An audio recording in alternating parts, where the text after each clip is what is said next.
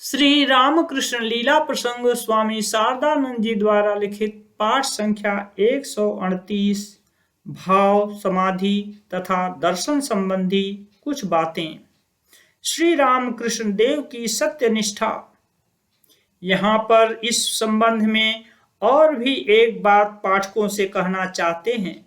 श्री रामकृष्ण देव द्वारा श्री जगन्माता को धर्म अधर्म, पुण्य पाप, भला बुरा, यश अपयश आदि यहाँ तक कि शरीर मन सब कुछ अर्पित कर चुकने पर भी उनके लिए यह कहना संभव नहीं हुआ, माँ यह लो तुम्हारा सत्य, यह लो तुम्हारा मिथ्या।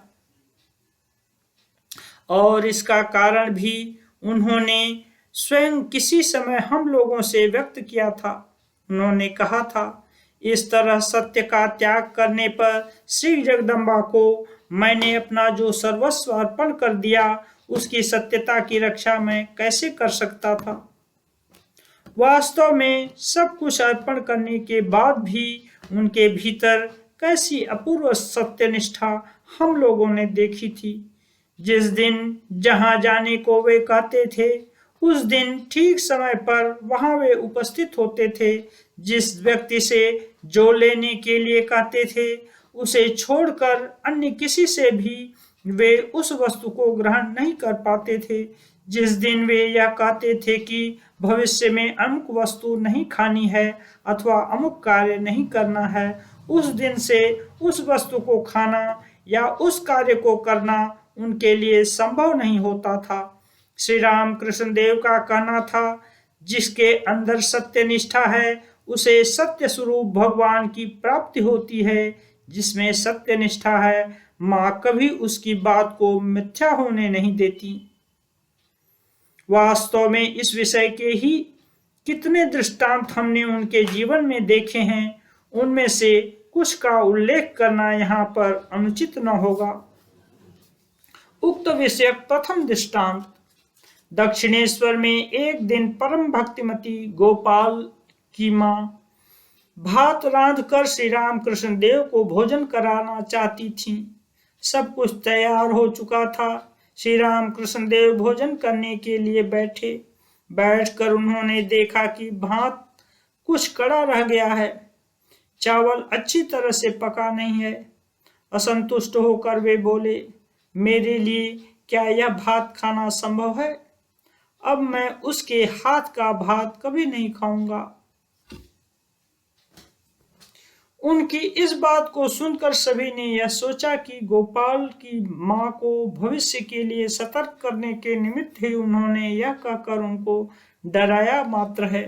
अन्यथा गोपाल की माँ को वे जिस प्रकार आदर देते हैं, उसे देखते हुए यह कभी संभव नहीं हो सकता था कि भविष्य में वे उसके हाथ से भात न खाएंगे। कुछ देर बाद ही वे उन्हें क्षमा कर देंगे तथा उन बातों की फिर कोई चर्चा नहीं करेंगे। किंतु ऐसा न होकर उसका फल संपूर्ण विपरीत हुआ, क्योंकि उसके कुछ ही दिन बाद श्री रामकृष्ण देव को गले का रोग हुआ। क्रमशः उसके बढ़ जाने से उनका भात खाना एकदम बंद हो गया तथा गोपाल की माँ के हाथ से एक दिन भी उनके लिए भात खाना संभव न हो सका। उक्त विषय द्वितीय दृष्टांत। एक दिन दक्षिणेश्वर में भावाविष्ट होकर श्री रामकृष्ण देव कहने लगे, अब इसके बाद और मैं कुछ नहीं खाऊंगा, केवल खीर, केवल खीर। उस समय श्री माता जी श्री रामकृष्ण देव के लिए भोजन की थाली लेकर आ रही थीं।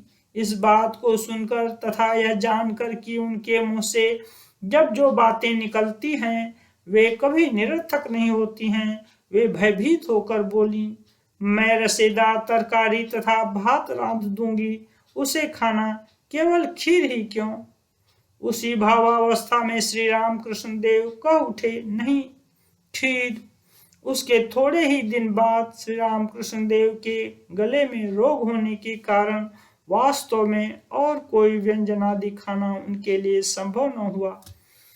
केवल दूध भात, दूध बार्ली इत्यादि खाकर ही दिन बीतने लगे। उक्त विषय द्वितीय दृष्टांत।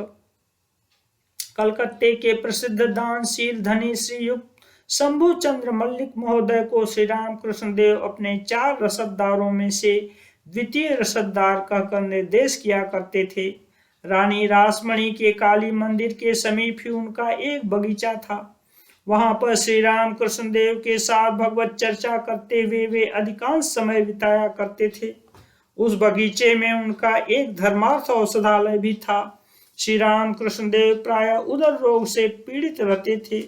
एक दिन शंभू बाबू को उनके पेट के रोग का पता लगने पर उन्हें थोड़ी सी अफीम सेवन करने तथा रासमणी के बगीचे में लौटते समय उनसे थोड़ी सी अफीम ले जाने को उन्होंने परामर्श दिया। श्री रामकृष्ण देव भी उनसे सहमत हुए, किंतु वार्तालाप में मग्न होकर दोनों ही उस बात को भूल गए। जगदम्बा पांव को बेताल नहीं होने देती। शंभू बाबू से विदा लेकर कुछ दूर आने के बाद श्री रामकृष्ण देव को उस बात का स्मरण हुआ, अतः अफीम लेने के लिए वे पुनः वहां से लौटे, परंतु देखा कि शंभू बाबू अंदर चले गए हैं। इस बात के लिए उनको पुनः बाहर न बुलाकर उनके कर्मचारी से ही उन्होंने थोड़ी सी अफीम मांग ली और रासमणी के बगीचे की ओर लौटने लगे। किंतु कुछ दूर जाते ही उन्हें यह एक प्रकार की ऐसी विवलता अनुभव हुई कि उनको आगे का मार्ग नहीं दिखाई दिया। रास्ते के बगल में नाली की ओर ही मानो कोई बलपूर्वक उनके पैरों को खींचने लगा। उन्होंने सोचा ऐसा क्यों हो रहा है, इधर तो रास्ता नहीं है, किंतु ढूंढने पर भी उन्हें मार्ग का पता न चला। यह सोचकर कि अवश्य ही किसी प्रकार से दिग्भ्रम हो गया है, जब वे पुनः शंभू बाबू के बगीचे की ओर देखने लगे तब उन्हें उधर का मार्ग स्पष्ट दिखाई दिया।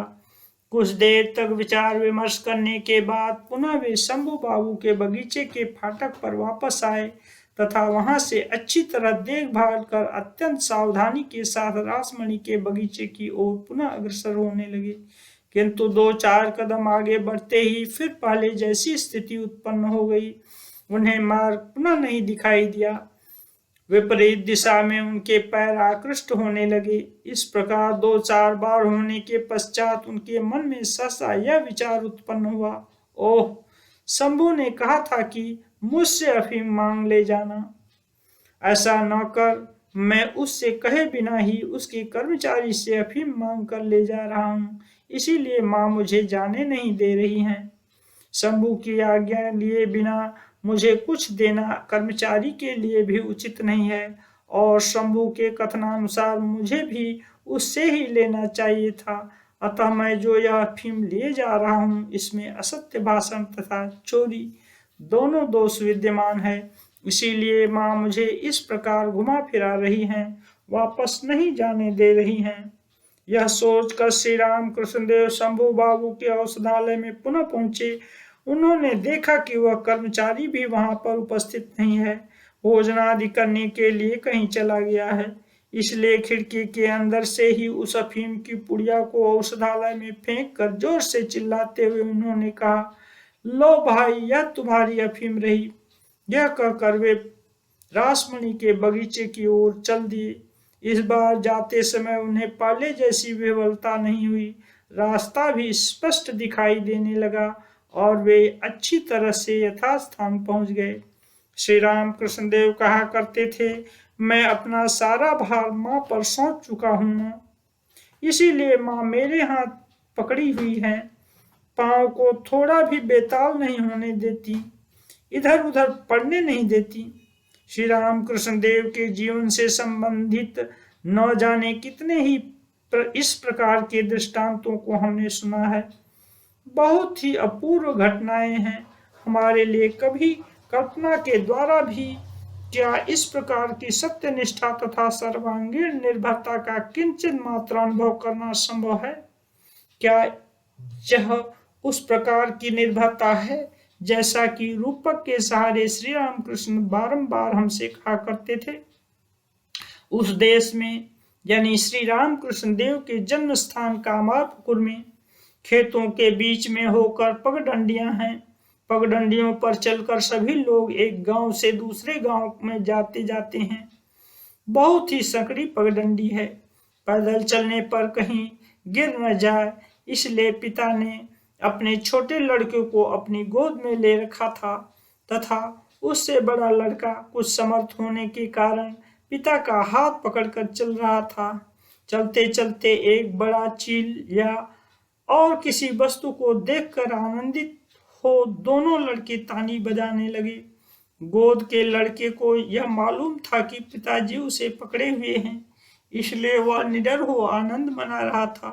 पर जो बालक अपने पिता का हाथ पकड़कर चल रहा था, वह उस सकड़ी पगडंडी पर चलने की बात को भूलकर ज्यों ही पिताजी का हाथ छोड़कर ताली बजाने लगा, त्यों ही धड़ाम से नीचे गिर गया और रोने लगा।